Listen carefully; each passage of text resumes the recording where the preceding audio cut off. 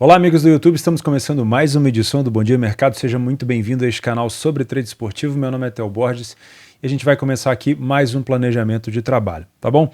Nessa sexta-feira, dia 7 de outubro, nós temos praticamente a predominância de competições da Europa, tá? Voltando pós competições da UEFA. Então, obviamente, as equipes que vão jogar nessa sexta não estiveram envolvidos em competições da UEFA, em competições da Champions, da Conference e da Europa League, tá bom? Do que eu quero fazer na parte da tarde, eu separei aqui 3 partidas na Alemanha, que são equipes que eu costumo acompanhar, e 2 jogos na Série B, tá? Então, basicamente, eu vou ficar de olho aqui no jogo do Hoffenheim com o Werder Bremen, os 2 jogos da Bundesliga 2, o Arminia Bielefeld contra o Karlsruhe e o Regensburg com o Greuther Fürth.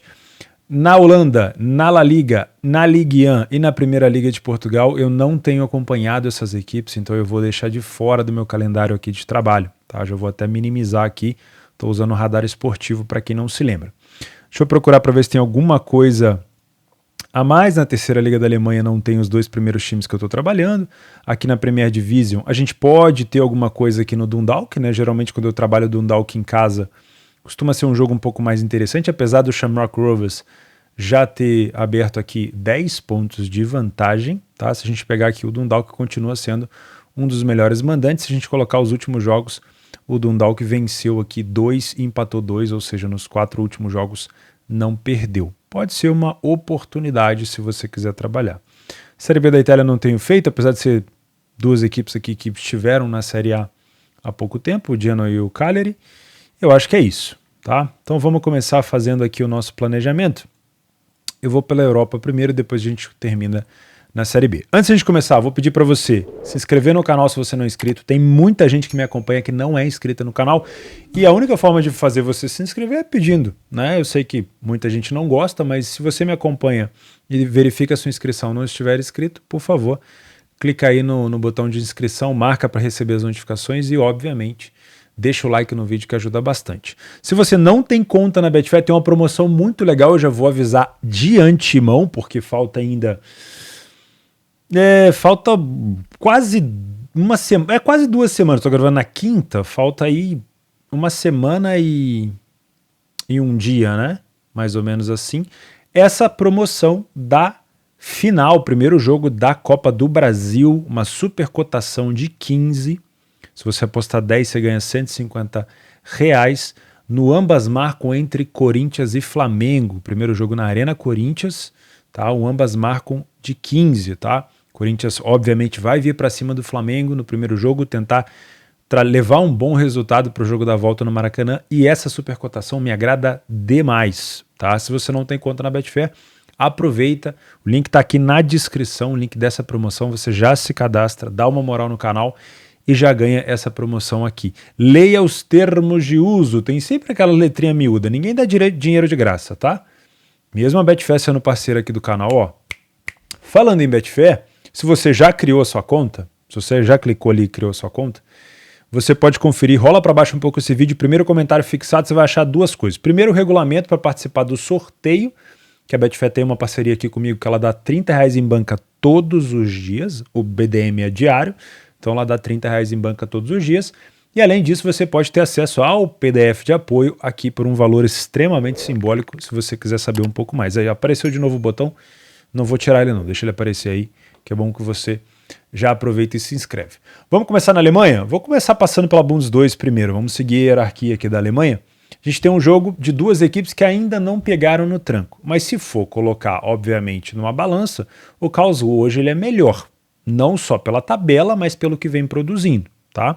O Arminia, vocês nem estão vendo aí no monitor, é o último colocado, com 8 pontos. O Arminia chegou a estar fora da zona de rebaixamento, da zona de relegation, e agora voltou a entrar depois da goleada que sofreu para o Fortuna Düsseldorf fora de casa na última rodada. O Greuther Fürth, que a gente já vai falar dele, deu uma amenizada um pouquinho nessa situação de lanterna, vinha carregando a lanterna durante muito tempo, mas continua ali perigando.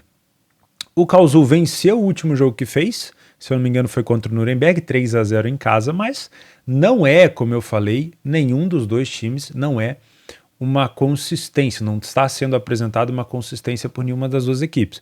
O Arminia, por exemplo, vinha numa situação horrível, aí empatou com o Heidenheim, goleou o Braunschweig. Parecia que ia, empatou fora de casa com o Darmstadt, que é uma das melhores equipes mandantes da competição, mas aí já emendou derrota para Nuremberg, goleada sofrida por Fortuna e até teve uma goleada contra o Holstein Kiel, ou seja, é um time difícil de se confiar, tá?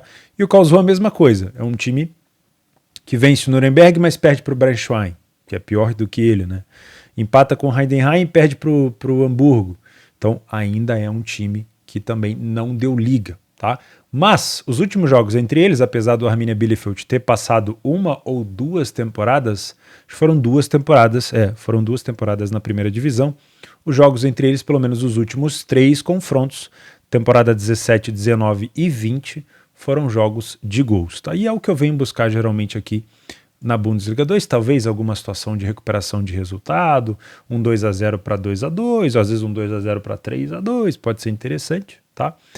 E o segundo jogo é o Regensburg com o Greuther Fürth. Eu tenho algum ranço ainda do Regensburg, a letra R ali é até sugestivo, porque é um time que geralmente costuma começar muito bem a competição, vai iludindo os bobos que não conhecem tanto a Bundes 2 e vai se afundando como costuma acontecer no Regensburg. Na temporada passada, o Regensburg chegou a liderar por várias rodadas, deu até entender que iria brigar pelo título e acabou ali na 10ª e blau posição, tá? Dessa vez não ficou tanto tempo em cima da árvore esse elefante, já começou bem, depois já foi caindo de novo. Se a gente vê os jogos aqui do Regensburg, a gente vai encontrar uma derrota, uma vitória nos últimos jogos, foi dentro de casa contra o São Paulo, num jogo onde ele era bem zebra pelos preços do mercado, e onde o São Paulo joga muito mal fora de casa e acabou fazendo mais um jogo muito ruim. Mas você consegue colocar aqui nos últimos jogos, derrota para o Magdeburg, que é um time fraco, derrota para o Paderborn, que é um dos líderes da competição, derrota para o Fortuna, que é um bom time, goleada sofrida dentro de casa para o Karlsruhe, a gente acabou de falar do Karlsruhe. Então assim, é um time muito fraco. Já foi, pasmem, o melhor time de bola aérea da Europa. Eu que acompanho várias situações assim, desse tipo de fundamento, não via na Europa um time tão bom de bola parada como o Regensburg. Melhor do que o Freiburg, que joga na primeira divisão. Mas aquele tempo passou e o Regensburg não consegue mais exercer tanto esse tipo de vantagem. O Greuther Fürth ainda sofre da síndrome da primeira divisão, né? Um time que acabou de descer, assim como o Arminia, que obviamente tem aquela questão emocional de ter que se acostumar de novo numa competição inferior, ter que batalhar tudo de novo, e já não fez o que tinha que fazer no início da competição e vai ficar muito difícil. A distância do Greuther Fürth, que tem 8 pontos, para o Hamburgo, que tem 24, é gigantesca, tá? Então, o Greuther Fürth vai ter que tomar um pouco de cuidado para não cair mais uma vez de divisão, para não ir para a terceira, mas tem de onde tirar, principalmente da parte ofensiva, para tentar escapar dessa posição. Continuo achando o Regensburg uma zebra, tá? Acho que é um jogo para uma possibilidade de vitória do Fürth.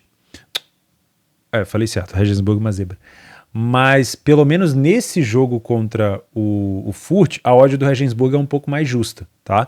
Contra o São Paulo, pelo fato do São Paulo ser um time mais agressivo e pelo fato do São Paulo jogar muito bem em casa, só que o jogo foi fora, o mercado simplesmente colocou o São Paulo ali abaixo de 2 e era, na minha opinião, um equívoco e realmente acabou se mostrando. Nesse jogo a gente já tem uma odd mais justa, na minha opinião, porém eu ainda acho o Fürth um pouco mais time. Não é excelente na defesa, não é excelente no ataque, comparando aos times dessa temporada, mas é o suficiente, na minha opinião, para bater no Regensburg. O Regensburg tem 10 jogos e 7 gols marcados, tá? Só para vocês terem ideia. Mas eu não posso ficar aqui de fora do que eu costumo trabalhar. Não quer dizer que eu marquei que eu vou clicar em alguma coisa. Pode ser que seja um jogo horroroso e nem o overlimit no final eu vou pegar. Mas a gente sabe também, e aí fica uma dica para vocês, aquela questão de flor no asfalto, pequenos frascos, bons perfumes, pode ter isso aqui, porque geralmente o mercado tende a dar menos confiança, menos expectativa para gols em jogos do Regensburg, que é um time com um ataque horroroso, mas você vai pegar um jogo no Regensburg, onde ele está tendo muito espaço, está criando muita situação, e você tem uma odd se valorizando. né? Então você pode trabalhar, às vezes, situações de maior valor, justamente onde o mercado não costuma esperar. É o contrário daqueles jogos onde tem uma expectativa muito over e o jogo começa uma bosta, e aí o mercado corrige. É o contrário, essa é a situação de valor geralmente para o over, tá? Bundesliga 1. Vamos falar de dois times que eu gosto muito, principalmente o Hoffenheim, tá? Primeiro, falar um pouco do retrospecto. O Hoffenheim já está aqui na 5ª colocação, tá? Não é um time que demonstrava na temporada passada que ia disputar ali em cima na tabela, mas eu confesso para vocês que o campeonato alemão desse ano está um pouco diferente, né? Tirando o Bayern ali que está fazendo cosplay de Dortmund, que já acelera e vai ganhar o campeonato de novo com o pé nas costas, a gente tem alguns times sobressaindo. O Frankfurt, por exemplo, parecia que só ia disputar Copas e agora está focando também nas competições de pontos corridos. A gente tem o Colônia que está jogando muito bem, mesmo com a saída do Modeste. Tem o Augsburg, que era para estar lá embaixo e continua subindo. Então, enfim, então o campeonato alemão é diferente. E a gente tem o Hoffenheim, que está invicto dentro de casa, com 3 vitórias e 1 empate, só tomou 3 gols. E o Hoffenheim geralmente era um time que produzia muito ofensivamente, marcava muito gol, mas sempre tomava bastante. Já está sendo diferente. E a gente tem um Bremen como visitante, que também não perdeu, 2 vitórias e 2 empates, e um Bremen que acabou de subir da 2ª divisão e que vem jogando muito bem, né? Um Bremen que no último jogo enfiou 5 gols no Borussia Mönchengladbach, tá? Então realmente é um time muito forte. A derrota para o Augsburg aqui, ó, no último jogo que a gente está vendo, o Bremen teve um pênalti no último lance do jogo, jogou melhor na minha humilde opinião, e o Marvin Duksch acabou perdendo o penal, tá? E aí teve um 4-3 para o Frankfurt, vocês não estão vendo aí, mas é a outra derrota do Bremen, que também foi em casa, foi um jogaço. Então, todos os elogios possíveis para essa equipe do Bremen. Os principais jogadores do lado do Hoffenheim, a gente tem o Kramaric, que é o principal assistente e o principal goleador da equipe, junto com o Munas Dabur, são os principais jogadores de ataque, tá? Gosto demais dos dois. O Bebu tá machucado, infelizmente. E pro lado do Bremen, a gente tem o Marvin Duksch, que era jogador do Hannover e veio pro Bremen e deu muito certo, e outro jogador, o Niklas Füllkrug, que também fez o mesmo destino. Saiu do Hannover, se eu não me engano foi em 2019, também jogava muito bem no Hannover e veio jogar no Bremen, e essa é uma das melhores temporadas dele no Bremen, é uma das temporadas mais goleadoras. O cara tem 7 gols já em apenas 8 jogos aqui com o Bremen, fora aí um pouquinho de jogo de Copa. Então realmente é um jogador muito importante, tá? Então os dois principais jogadores à frente para mim, dos dois times, são os principais jogadores da equipe. Para mim, trabalhar match odds em jogos do Hoffenheim sempre é muito complicado, tá? O Hoffenheim é um time que agride muito o espaço, que trabalha muito bem passes entre as linhas, que joga de forma muito vertical. Mas é mais possível trabalhar match odds na Bundesliga 1 do que na 2, onde a gente tem muito erro defensivo, muito passe errado e tudo mais. Então pode ser que eu me envolva num match odds aqui, mas eu estou muito mais inclinado no mercado de gols. Se a gente pegar os últimos jogos entre eles, a gente teve um 4-0 para o Hoffenheim, 1-1, 3-0, 3-2. O Hoffenheim vem de 1-1, 0-0, 4-1. Não é muita coisa. O Bremen vem de um 5-1, 1-1 e 1-0. Também não é muita coisa, tá? Então, saber dosar. Óbvio que nem em todo jogo a gente vai conseguir buscar um 3,5, um 4,5 para quem trabalha gols, mas a característica das duas equipes, ela indica mais situações de bola nas costas da última linha da zaga, oferecendo oportunidade de chances claras de gols, do que um jogo mais truncado. Por isso que eu tenho mais tendência a expor o meu capital a favor de gols do que no match odds, porque é muito mais fácil que no match odds eu acabe tomando essa situação contra a minha posição, né? Então, principalmente, por exemplo, aqui a gente tem um Hoffenheim sendo mais favorito. Automaticamente a gente tem duas posições, ou a gente quer trabalhar contra o Bremen, porque ele é tido como um não favorito, ou corrigir a odd do favorito em alguns momentos, se a gente estiver trabalhando no lay. Só que os dois times têm boas jogadas boas jogadas verticais que podem te apresentar situações de risco no match odds. Então você tem que ter uma leitura muito clara para isso e sempre com muita paciência, tá? Nenhum tipo de desespero para abrir posição vai te fortalecer aqui. Não descarto trabalhar correção de preço, mas eu estou mais focado no mercado de gols. E não duvido que o Bremen consiga vencer mais uma, tá? Realmente a fase do Bremen é muito boa. Os últimos jogos do Bremen fora de casa, 3 vitórias nos últimos 5 jogos contra Bochum, Borussia Dortmund. Olha, um dia eu vou contar a história desse jogo aqui para vocês, tá? Esse jogo aqui do Borussia Dortmund contra o Bremen. Tem uma história interessante aqui do sítio, né? Eu tô construindo um local aqui com um jackpot que eu peguei nesse jogo. Eu tô até pensando em colocar o nome desse local, um quiosquinho para churrasco. Tô até pensando em colocar o nome desse local de Quiosque Werder Bremen, porque foi ele. É legal a gente tirar a grana do trade e transformar em algo físico, né? A gente sempre fala isso, compra um tênis e tal, mas para mim vai ser interessante porque é um marco, né? Tava na hora de construir, acabou vindo esse jackpot bem na hora e ficou uma coisa assim bem interessante. Então eu vou olhar para ele sempre que a gente for fazer um churrasco ali dentro, eu vou olhar e falar, filhos da mãe do Bremen que fizeram 3 gols no finalzinho e me deram esse espaço físico aqui para aproveitar a família, né? Então um dia eu conto para vocês como é que foi, a gente estava no Discord do Leitura, foi bem bacana. E sempre vou lembrar disso, né? A gente tem essa maneira, compra uma camisa do time e tal. Eu, como já estou em obra aqui, fiz um quiosque. Não é nada enorme, óbvio, mas é meu, né? Obviamente pagado, financiado pelo Werder Bremen, um time que agora ganhou meu coração.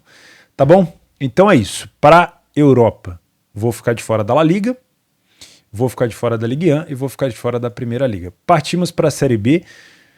2 confrontos que envolvem rebaixamento e possibilidade de colar no Vasco de novo. O Vasco conseguiu se safar com uma bela virada contra o Operário. Vamos começar aqui com o Criciúma e Náutico. Primeira coisa que eu já vou fazer aqui é falar para vocês que eu não vou fazer esse jogo. Por quê? Eu dei de cara com a saúde do Criciúma e realmente assim fica difícil para mim. Eu tenho parâmetros de cotação na Série B, tem algumas coisas que eu não consigo trabalhar. O Cruzeiro, quando começou a Série B, eu olhava para a odd do Cruzeiro a 1,40, 1,50 e falava não vou, mas ao longo da competição, o Cruzeiro ele me fez repensar, principalmente pela forma de marcação, é um time muito forte, né? Não conseguiu vencer o Ituano ontem, mas é um time muito forte. Já o Criciúma não. O Criciúma não é um time que passa tanta confiança como passa o Cruzeiro, então eu vou ignorar aqui porque eu acho, primeiro, pela grande necessidade do Náutico, o Náutico é o lanterna da competição nesse momento, com 30 pontos, faltando 5 rodadas, o Náutico tem que fazer pelo menos 6 pontos, se ninguém pontuar mais, pelo menos 2 vitórias nos últimos 5 jogos, para poder sair da zona de rebaixamento. Só que todos os outros times jogam, né? Não dá para congelar o tempo e só você jogar. Então é muito provável, o Náutico hoje está muito perto da queda, do que da manutenção. E esse, obviamente, é um jogo muito importante. Então o Náutico, para mim, por mais que ele tenha aqui uma campanha horrorosa fora de casa, 2 vitórias fora de casa, 13% das vezes apenas saiu na frente, 29 gols sofridos, tá? Por mais que ele é consistente no ato de tomar gol. Ele cede 1,84 e toma 1,81. Dentro da média 100%, tá? Não tem nem margem de erro. E o time do Criciúma é um time que cria mais, muito superior, tem muito mais vitória dentro de casa.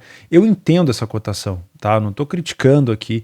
Eu só vou falar que eu não vou fazer porque eu não tenho método para esse tipo de odd na Série B, tá? Mas é muito provável que o Náutico aqui passe uma dificuldade enorme para vencer o Criciúma. Olha só, é só olhar os números, tá? O Náutico tem quase 50% de derrota no primeiro tempo e 63% de derrota no segundo, tá?